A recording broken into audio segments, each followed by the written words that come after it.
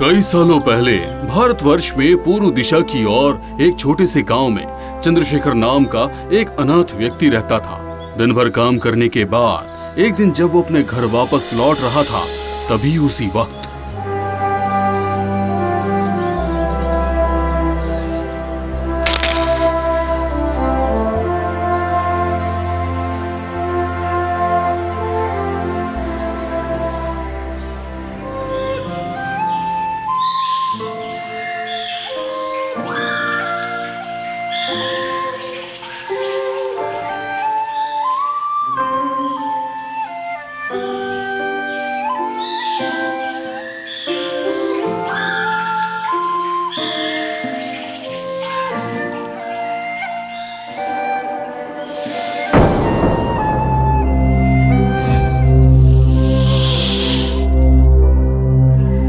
भाद्र महीने में इस क्षेत्र में जरा संभल कर रहना पड़ता है महाशय। आपका बहुत बहुत धन्यवाद।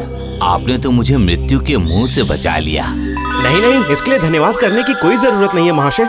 मुसीबत के समय में आपकी मदद कर पाया, ये मेरे लिए सौभाग्य की बात है। वैसे आप हैं कौन? आप जरूर एक बहुत बड़े संगीतकार लगते हैं। मैंने आज तक इतनी सुरीली संगीत कभी नहीं सुनी है। नहीं नहीं, मैं कोई संगीतकार नहीं हूँ। यही मेरा एकमात्र साथी है। हम दोनों ही पूरे देश में एक साथ घूमते रहते हैं। अरे ये क्या, आपका घर द्वार नहीं है क्या? पहले सब कुछ था, लेकिन अब मुझे गृहस्थी में कोई दिलचस्पी नहीं। इसे ही कहते हैं भाग्य का खेल। आपके पास सब कुछ था, लेकिन आपने सब कुछ त्याग दिया। मेरे पास नहीं है, इसलिए मुझे सभी चीजों की अभिलाषा है। तुम्हें क्या चाहिए? मुझे सच कहूँ तो मुझे सब कुछ चाहिए। मुझे ढेर सारे पैसे चाहिए, ढेर सारे, ताकि उससे मेरी सारी समस्याओं का समाधान हो जाए। मैं उसकी मदद से सब कुछ खरीद पाऊंगा। मैं सुख, शांति, प्यार, मान, सम्मान, सब कुछ। आपको क्या लगता है, आप जो चाहते हैं उसे खरीद सकते हैं? बिल्कुल, पैसों से क्या नहीं खरीदा जा सकता है। ठीक है, तो फिर ऐसा ही होगा। आपने मेरी जान बचाई है, इसलिए मैं अपने पास रखी हुई सबसे मूल्यवान वस्तु आपको दे रहा हूँ।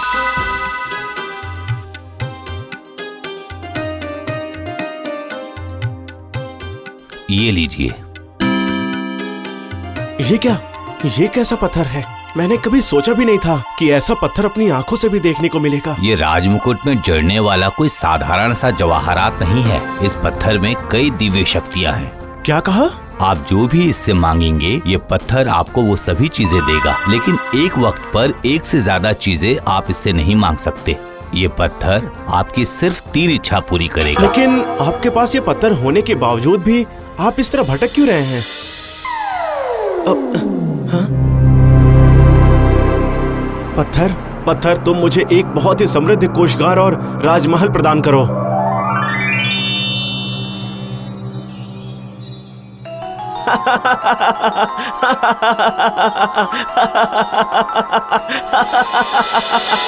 ढेर सारे पैसे मिलने के बाद चंद्रशेखर ने अपने निजी पहरेदार नियुक्त किए। पैसों के दम पर उसने एक सुंदर कन्या से शादी भी की। चंद्रशेखर समृद्ध होने की वजह से भोग विलास का जीवन व्यतीत करने लगा।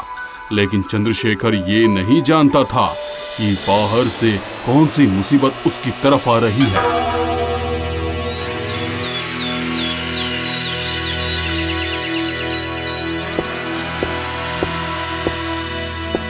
हमारी महारानी के इस रूप और इस यौवन का एकमात्र अधिकारी सामंत राज अभिमन्यु ही है। हमारे महाराज चाहे कितने भी धनी क्यों न हो जाए, उनमें एक भी राजगुण नहीं है। सामंत राज अभिमन्यु बहुत ही ज्ञानी और साहसी पुरुष है।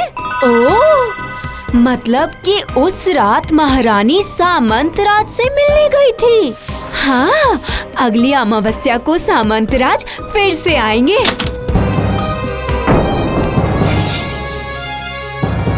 सुनो, तुम लोग जो बातें कर रही थी, क्या वो सब सच है? क्या हुआ? मेरे सवाल का जवाब क्यों नहीं दे रही हो? बोलो, तुम लोग जो बातें कर रही थी, क्या वो सब सच है? पहरेदार, कहाँ हो? जल्दी यहाँ आओ। इन लोगों को बंदी बना लो।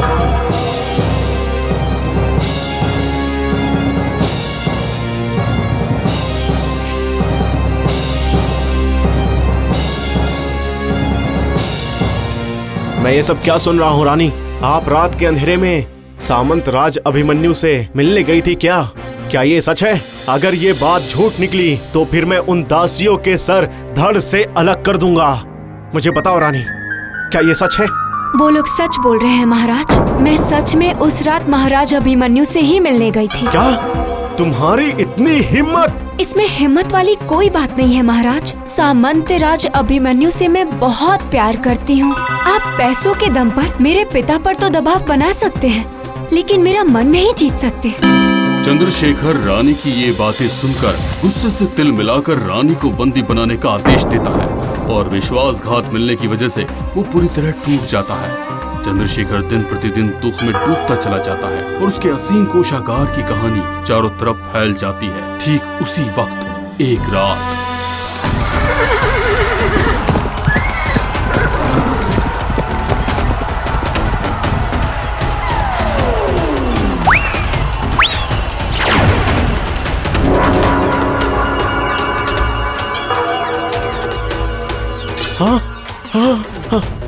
ये क्या? ये लोग कौन है? ये क्या? मेरा पत्थर।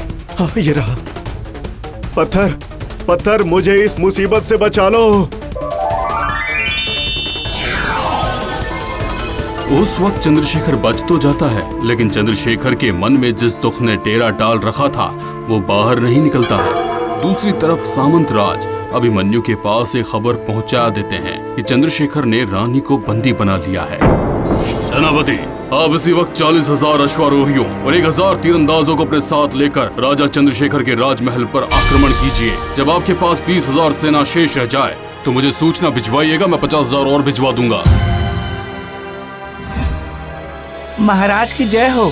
महाराज, मैं एक बहुत ही जरूरी सूचना लेकर आया हूँ। तो फिर समय बर्बाद किए बगैर जल्दी बोलो सेनापति, क्या खबर है? सामंत राज अभिमन्यु 50,000 सेना और तीर अंदाजों के साथ हमारे राजमहल पर आक्रमण करने वाला है। अच्छा, और हमारे पास कितनी सेना है? जी 6,000 महाराज। और तीरंदाज? 300।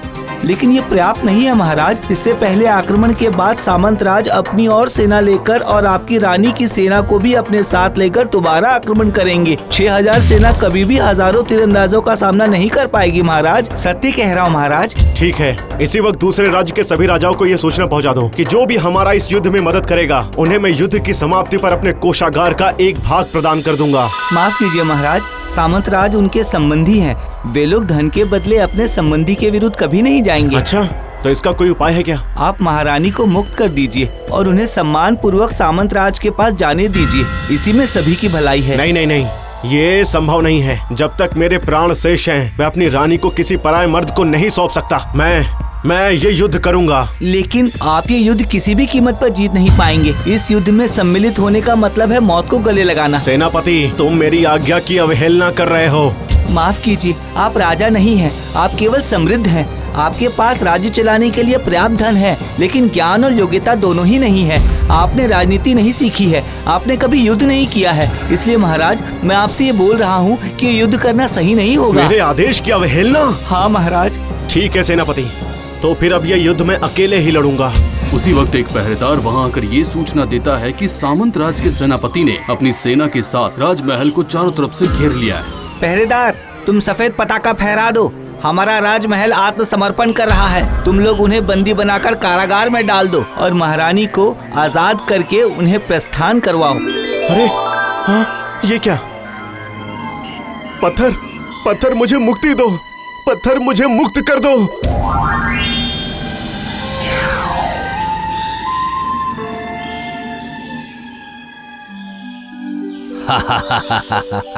साधु बाबा, आप मुझे माफ कर दीजिए। अपना ये पत्थर वापस ले लीजिए, मुझे ये नहीं चाहिए। क्यों? अब तुम्हें पैसे नहीं चाहिए? ढेर सारे पैसे? हाँ चाहिए, बिल्कुल चाहिए, लेकिन इस तरह से नहीं। आप मुझे शिक्षा दीजिए साधु बाबा। इसके बाद उनसे शिक्षा लेकर चंद्रशेखर एक बहुत ही ज्ञानी राजनीतिज्ञ बन जाता है।